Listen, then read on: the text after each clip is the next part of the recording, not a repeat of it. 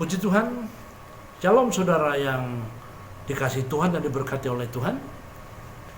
Saya bersyukur kalau dapat kembali menyampaikan renungan singkat firman Tuhan.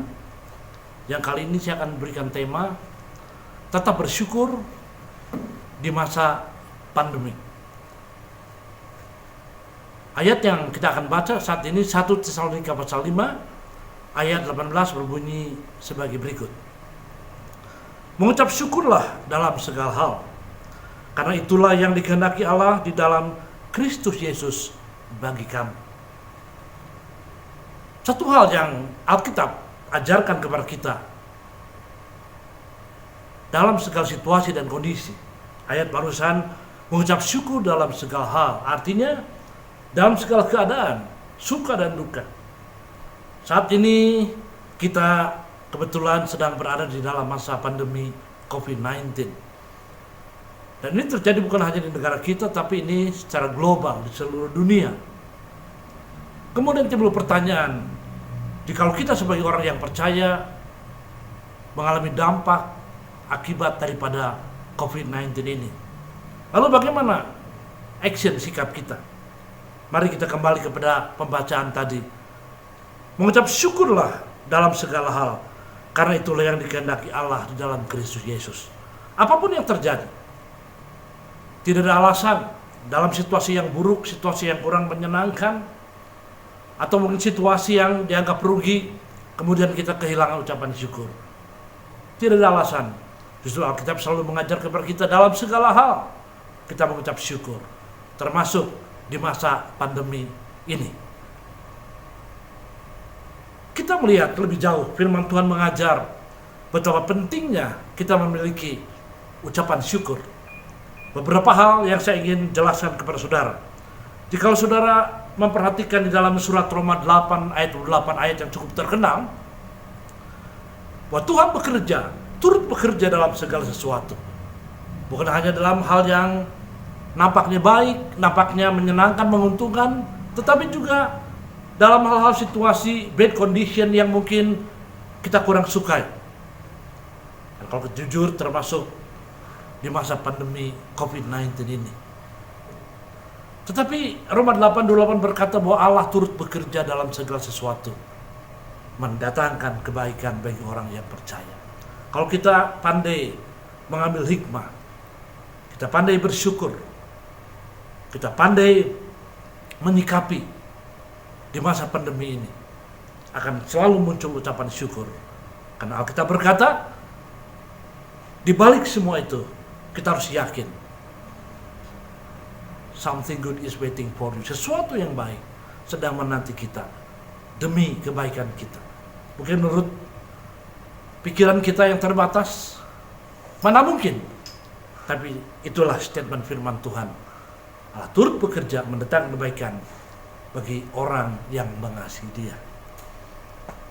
God is in control. Ya, Tuhan turut bekerja di masa pandemi ini. Percayalah.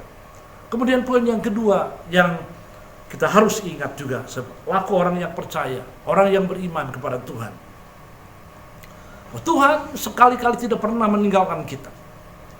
Kalau kita mempunyai keyakinan sedemikian bahwa Tuhan tidak pernah meninggalkan kita, tentu kita akan tetap strong, kuat, tidak mudah digoyahkan, termasuk dalam situasi pandemi COVID-19 ini. Mungkin kita harus jujur, kita mengalami sesuatu yang berbeda dari biasanya. Tetapi kalau kita mau belajar back to the Bible, kembali kepada firman, sekali-kali Tuhan tidak pernah meninggalkan kita. Lebih jauh saudara bisa menyimak dalam kitab Ibrani 13 ayat yang kelima. Aku sekali-kali tidak akan pernah meninggalkan engkau. Sehingga kita khawatir. Kebetulan pasal 13 ayat 5 dari surat Ibrani ini berbicara tentang jangan kamu menjadi hamba uang. Kita seringkali berkata kalau kita memiliki kekayaan dunia, harta dunia, maka everything is okay. Semuanya menjadi beres, walaupun mungkin tanpa Tuhan. Ini konyol tentunya saudara. Maka dalam ayat ini kita harus tahu, sekali-kali Tuhan tidak pernah meninggalkan kita. Di masa seperti ini, kalau saudara punya keyakinan yang teguh bahwa Tuhan tidak pernah meninggalkan kita, Inilah alasannya kenapa kita harus mengucap syukur senantiasa. Saudara yang bisa menjawab secara pribadi, masihkah ada ucapan syukur di dalam hatimu di masa pandemi COVID-19 ini? Bagian yang ketiga yang kita tidak boleh lupakan, dan kita harus bersyukur bahwa kita mempunyai Tuhan yang setia. God is faithful. Tuhan setia. Artinya setia dalam segala keadaan, dalam suka dan duka, siang malam, apapun yang terjadi, dia Tuhan yang setia, yang tidak terpengaruh oleh keadaan apapun. Kita gampang terpengaruh, bukan? Iman kita gampang terpengaruh, kesetiaan kita, komitmen kita. Tapi kita bersyukur kita punya Tuhan yang setia. Dalam 2 Tesalonika 3 ayat ketiga dikatakan Allah itu setia. Kalau kita mempunyai keyakinan kepada firman yang berkata bahwa Tuhan itu setia, saya percaya manakala kita melihat sarana-sarana dunia mulai berubah, manusia-manusia mulai berubah, kondisi keamanan sekitar kita mulai berubah, kita berkata Tuhanku setia. Dia tidak berubah. Sarana boleh berubah, sarana boleh meninggalkan kita, tapi dia sumber yang tetap setia dalam segala keadaan. Camkan itu saudara. Poin yang keempat, yang terakhir. Dalam Mazmur 23 ayat 6 Daud berkata, aku akan selalu hidup dalam kebajikan dan kemurahan Tuhan.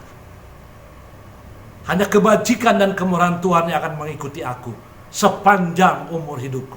Milikilah keyakinan saudara, kita, hidup kita, keadaan kita sepenuhnya bergantung dalam kebajikan dan kemurahan Tuhan.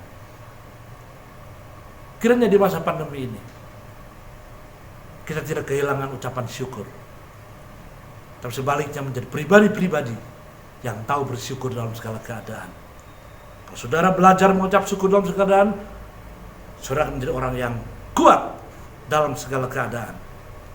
Lawan kata mengucap syukur itu mengeluh, tidak bersyukur, menyalahkan Tuhan, menyalahkan keadaan. Itu tidak menguntungkan kita.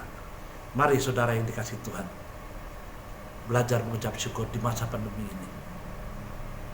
Tuhan memberkati kita, kemenangan menyertai kita. Shalom. Puji Tuhan.